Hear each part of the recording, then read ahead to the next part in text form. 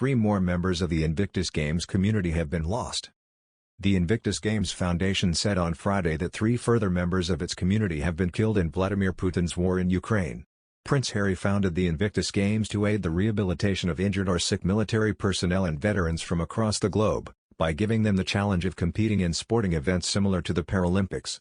The foundation said Dmytro, Oliynyk and Vladimir Motelchuk both died in rocket attacks on Mykolaiv on March 29. Sergey Smilin died in service on March 18.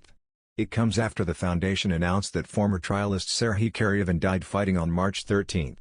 The foundation said in a statement on its website, following the news of Serhii Karaivan on March 13, the Invictus Games Foundation is extremely saddened to learn of the loss of 3 further members of the Invictus community in Ukraine.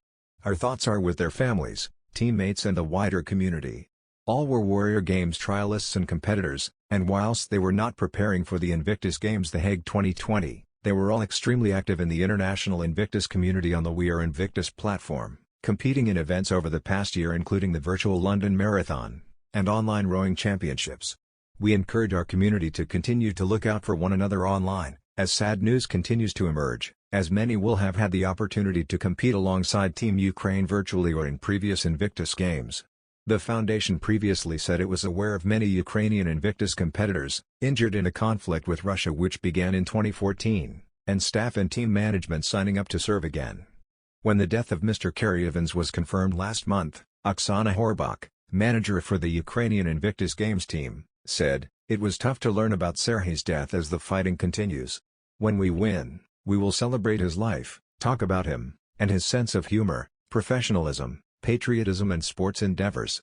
And we will hug and cry and laugh because the memories of him bring joy and happiness.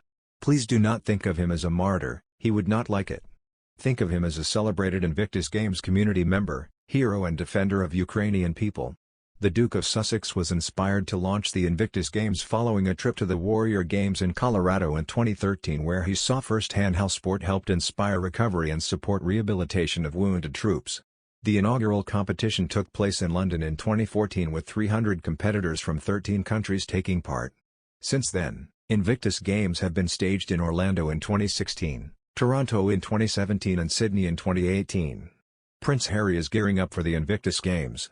The Duke of Sussex, 37, chatted with members of the Netherlands team in a cute clip posted to Twitter Saturday ahead of the 5th annual Games.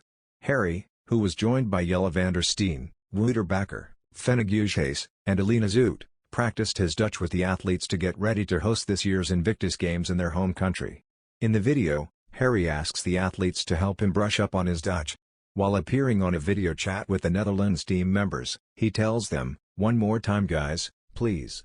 You know I need to get this right, and I really want to get it right as well. So how do I say, good afternoon? You've done a great job," in Dutch.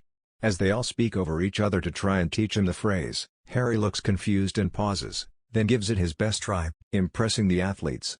"Anything else I need to know?" he asks. Guijs, who plays basketball, asks Harry, "Can you say stroopwafel?" while holding up one of the Netherlands' famous sweet treats and taking a bite. Harry correctly pronounces the word, adding that he loves stroopwafel, which are speculoos wafer cookies with caramel in between, and notes that Guijs gave him a double thumbs up for his pronunciation.